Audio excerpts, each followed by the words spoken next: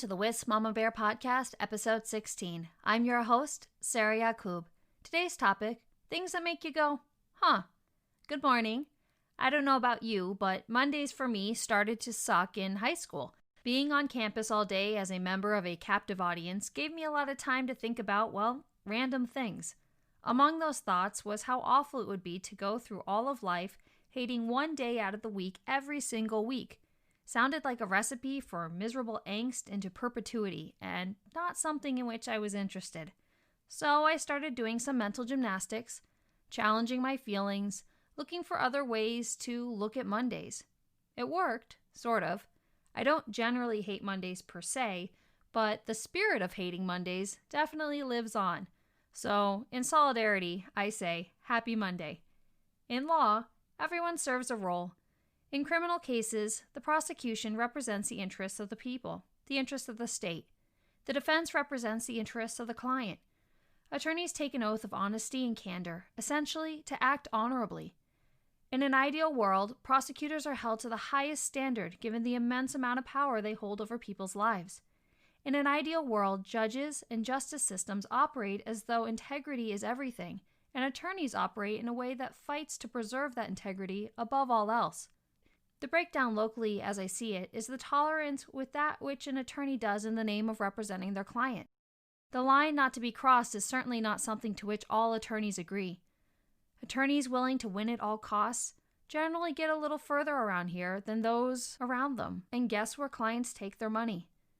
Without a strong state bar, without strong judges, without the forces to make it just as hard to be slimy as it is for some to be slimy, the integrity of our local justice system and its capacity to contribute to justice in the community erodes accordingly. Jane Addams was the first woman to be awarded the Nobel Peace Prize in 1931 for her work in philosophy and women's rights. She said, "True peace is not merely the absence of war, it is the presence of justice." I could not agree more. If you ask most anyone if an attorney representing someone charged with a heinous crime that they in fact committed but to which they do not want to admit guilt is going to stand up in court and announce that their client is guilty, the answer is, of course not. In fact, attorneys have an ethical obligation to specifically not do that. Nevertheless, there seems to be a tendency to accept the cover story at face value, as though the person saying it would tell us if they were lying. We see a similar phenomenon in politics. We as voters act as though we expect those willing to be dishonest in furtherance of their own self-interest, or insulating their party leadership, which is another form of their own self-interest, to tell us when they're being dishonest. We're so willing to accept the cover story. Why? Because it is easier? Because the truth brings a responsibility to do something? To not enable more of the same? To say something to those in our social circle who perhaps believe and or perpetuate those lies. As a former deputy district attorney and someone who does no-cost legal representation for survivors of trauma, I've had a lot of front row seats to situations in which someone is literally terrorizing their family. I go toe-to-toe with bullies, those with all the red flags for things like narcissistic or antisocial personality disorder, for a living. While it would make sense that no attorney representing those who terrorize their family is going to stand up in court and validate that reality, too many players within the justice system operate as though they take the cover stories at face value, as if the person peddling the false proverbial alibi would ever tell them that they are lying. As of early December, Wisconsin Assembly Republicans started calling COVID-19 a, quote, public health crisis. Well, no shit, boys. 200,000 Wisconsinites infected with COVID and woo, party on. But 215,000 and whoa, hold on. Suddenly it's a crisis? We've been steadily climbing a predictable mountain which the experts told us would come.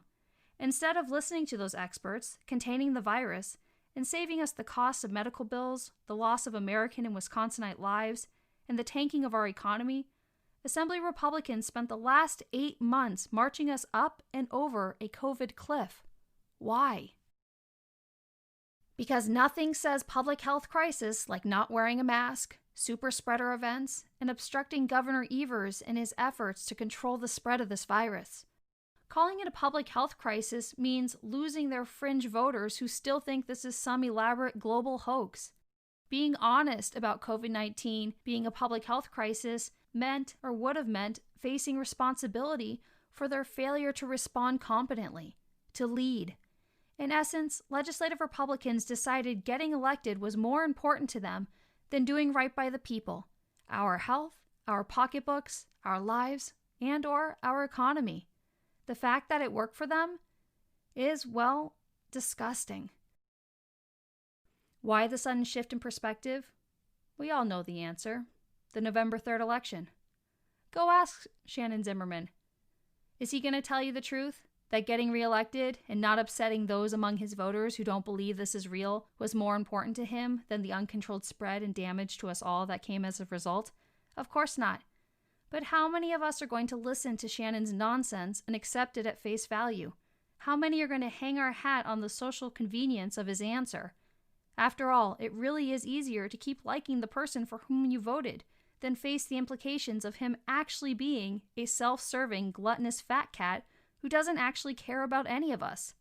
I get it. How much could he possibly care about his voters when he was willing to host and lead events that recklessly exposed them to this virus? Sure, most people don't die. But what about the hospital bills? What about the missed work? What about the long-term effects? He didn't care. Win at all costs. The part that is sad and sickening was that his cost included his own voters. I shouldn't say he didn't care. Perhaps that's jumping the gun.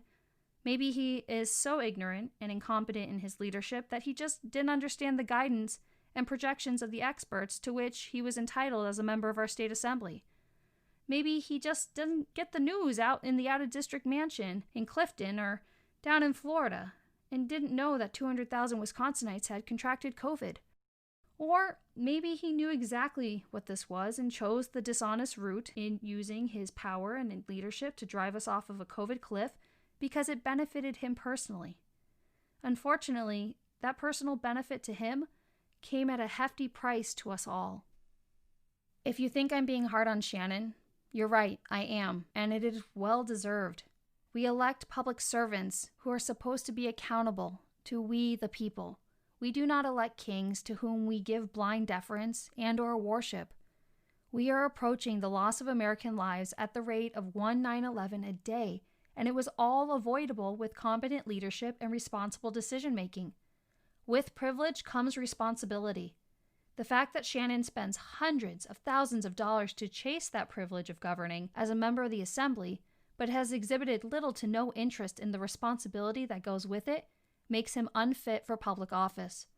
Who spends $200,000 of their own money for a job that pays $50,000 a year? Someone drunk on power. My challenge to us as a community is to wake up and demand more. Don't just nod and walk away once fed the cover story, the talking point, the lie. Dig deeper. Fight for truth, even when she's an inconvenient rescue. What's at stake? Well, in the case of COVID, our lives and economy. In general, our health, our public schools, our ability to access clean food, air, and water, our future, our children's future, all depend on our ability to establish and fight for good government. You see, that cover story is short-sighted. It serves the interests of the liar in the short term and not many more. Eventually the truth comes out. Nothing is more powerful than the truth. We can either be ready and stronger for it, or the truth becomes the rude awakening that we may or may not survive. Episode 17 tomorrow. See you there.